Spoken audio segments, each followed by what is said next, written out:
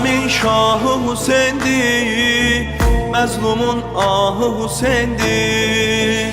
Bizə rəhbərdir o Mevla, aşıqin rahı Hüseyin'dir.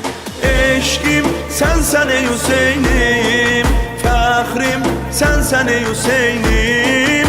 Aləm adına fədadır, sevgim sənsən ey Hüseynim. Can Hüseynim, can Hüseynim, sənə biz qurban Hüseynim. Səni Allah eləyibdir, ümmətə ehsan Hüseynim. Can Hüseynim, can Hüseynim, sənə biz qurban Hüseynim.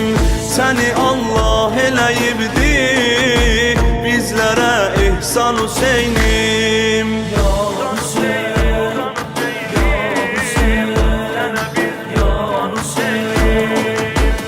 Hüseyin aşıqıyıq biz, zillətə əyməmişik baş.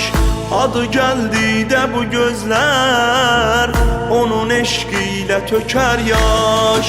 Eşqim sənsən ey Hüseynim, fəxrim sənsən ey Hüseynim. Aləm adına fədadır, sevgim sənsən ey Hüseynim.